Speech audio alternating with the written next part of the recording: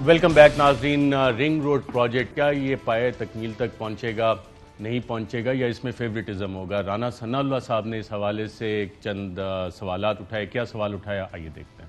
इस्तीफा दे दिया है, इनकी करवाए ना इंक्वायरी। अपोजिशन के किसी मेंबर की इंक्वायरी जो है ना, वो इंक्वायरी शुरू बाद में होती है, गिरफ्तार पहले करते हैं। इनकी इंक्वायरी जो है वो शुरू होती है और फिर इंक्वायरी ही चलती रहती है। जिनके नाम आए हैं, जुल्फी बुखारी साहब हैं, सरवर खान साहब हैं, दूसरे हैं, इनको पकड़ के करे ना बंद। वो जो सेल बनाए हुए हैं नैब ने 6x6 के, उन जंगले के पीछे खड़ा करके इनका फोटो खिंचवाएं और सुबह अखबार में लगवाएं और उसके बाद इनकी इंक्वायरी करें। हम तो महीनों रहे हैं ना वहां पे, महीनों। ये कामना अगर एक हफ्ते बाद बाकायदा लिख के न देंगे कि हमने ये किया है, फलां फलां को फायदा पहुंचाया है, किक बैक ली है, आप इनको कहेंगे ये बेगुनाह, हम बेगुनाह मान लें।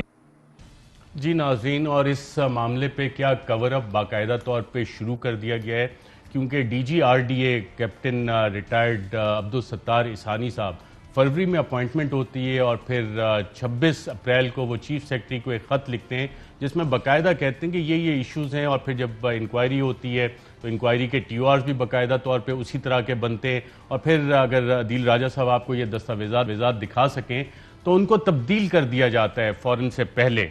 तो इस पे कवर अप की तैयारियां शुरू हो गई हैं, क्योंकि हुकूमती लोगों के नाम आ रहे हैं, ना आप उन्हें अरेस्ट कर रहे हैं, ना ECL पे डाल रहे हैं। ये सारी सहूलतें, फैसिलिटीज सिर्फ अपोजिशन के लिए। नहीं, मेरा ख्याल है अर्शद, इसमें आपकी जो लॉजिक है वो बड़ी फ्लॉड है। क्योंकि अगर ये कवर अप होना होता तो हमें किसी फरिश्ते ने कहा था, उस पर अरशद शरीफ ने प्रोग्राम किया था या किसी और ने किया था कि रिंग रोड में कुछ होने जा रहा है। रिंग रोड की जो चीज़ें इस वक्त सारी सामने आई हैं, एक किसी अखबार में ये चीज़ नहीं आई, किसी के ऊपर किसी ने शो नहीं किया। इट्स नॉट लाइक पनामा कि पूरी दुनिया के इंटरनेशनल जरीदे आगे बता रहे हैं कि क्या हो गया है। ये तो हुकूमत ने खुद चीज़ पॉइंट आउट करके, इवन रिपोर्ट भी जो थी, फैक्ट फाइंडिंग रिपोर्ट आज तक कभी रिलीज़ नहीं की, हमने तो फैक्ट फाइंडिंग रिपोर्ट रिलीज़ कर दी। तो अगर कवर अप करना होता तो हमें किसी ने काटा था कि हम जाके इस रिपोर्ट को रिलीज़ कर दें। सो PTI is not for cover up. इसमें तो अब अगला जो स्टेज है, देखिए अपोजिशन की तो बात छोड़ दें, हुकूमत कोई अच्छे से अच्छा काम करे, अपोजिशन में तो मानना ही नहीं है। आपने खुद तो बराबरी इंसाफ ये है कि अब देखें, अब इस मामले की तहकीक होगी और तहकीक होके जिस किसी का भी इसके अंदर किरदार होगा वो सामने आएगा और उसके ऊपर कार्रवाई होगी। अब लोगों की ख्वाहिशों के ऊपर तो किसी को ना ECL में डाला जा सकता है, ना जेल में डाला जा सकता है। लेकिन डिपार्टमेंट्स मूव करते हैं, और एक जिसने इस्तीफा दिया खुद उसने क्लेम किया कि जी मैंने इस्तीफा दिया है। हाई मॉडल ग्राउंड इतलात कहती हैं कि वज़ीर आज़म ने कहा था कि इस्तीफा दो, वो खुद कहते हैं कि मेरा नाम ECL पे डालो। क्या कहते हैं, आइए देखते हैं।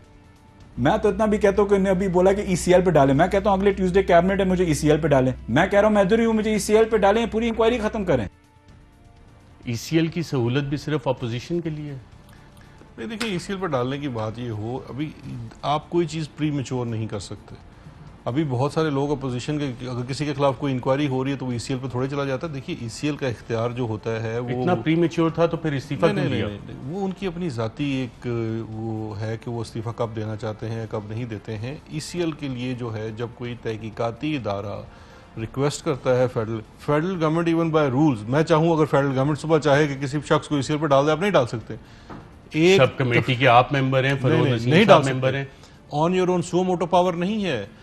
एक तहकीकाती इदारा, FIA, NAB, एक शख्स खुद डिमांड कर रहा है कि मेरा नाम डालें। खुद तो कोई शख्स भी कोई भी डिमांड कर सकता है Arshad, but that doesn't mean के कानून के तहत आप ECL में आ सकते हैं।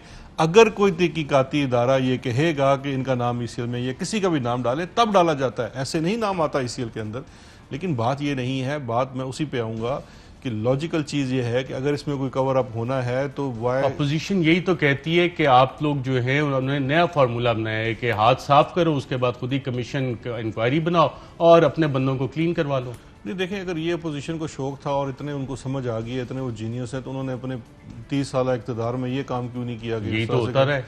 नहीं, देखिए ये फ़र्क है। जो एक चीज़ का मैं बारहा कह रहा हूँ कि जो क्रेडिट आपको देना पड़ेगा कि शफाफियत यही है कि आप चीज़ की तहकीक करते हैं। अगर किसी के नाम का शाइबा भी आता है तो ये भी अच्छी रवायत रखी है PTI के लोगों ने। जो लोग हैं वो कहते हैं जी कि ठीक है, मैं रिज़ाइन करके अलग हो जाता हूँ, आप फिर इंक्वायरी कर लें। अगर किसी को ये तो लगे इन्फ्लुएंस करके पोस्टिंग ट्रांसफर्स नहीं की जा रही। हरगिज़ नहीं है, हरगिज़ नहीं है। दूसरी चीज़ ये है कि खुदा के लिए हुकूमतों को काम करने दें, शोज़ पे बैठ के उनकी पोस्टिंग ट्रांसफर्स के ऊपर असरअंदाज ना हो। Let them perform the function. और जिस किसी को अपनी पोस्टिंग ट्रांसफर्स के ऊपर लगता है कि कोई मोटिवेशनल चीज़ है, वो मैं फिर उससे वही कहूँगा जो बाकियों को कह रहा हूँ, अदालत चले जाए। और अदालतों की भी बात की। उज़मा बुखारी साहिबा ने ह्यूमन ट्रैफिकिंग का भी कहा कि बुखारी के वालिद साहब पर ह्यूमन ट्रैफिकिंग का, उन्होंने FIR का भी जिक्र किया। तो इल्ज़ामात नैब है ने ना। मनी ट्रेल लिए बगैर। देखिए, ये तो इल्जामात है ना। आप देखिए, एक सिंपल सी बात है, उस्मा बुखारी के पास अगर कोई सबूत है, हम सुप्रीम कोर्ट गए थे पनामा के सबूत लेके, सबूत उस्मा FIA बुखारी के लेके पास चली है जाए, और उस्मा बाकायदा बुखारी तौर पे चली इस पे जाए, इंतजार के दौर सुप्रीम में- कोर्ट चली जाए, हाई कोर्ट चली जाए, कहे ये तफ्तीश नहीं कर रहे। लेकिन अब ख्वाहिशों को तो पार नहीं लग सकते ना अरशद शरीफ। बैरिस्टर शहजाद अकबर साहब, वजीर आजम के मुजरा एहतसाब और दाखिला, बहुत शुक्रिया प्रोग्राम में शिरकत कर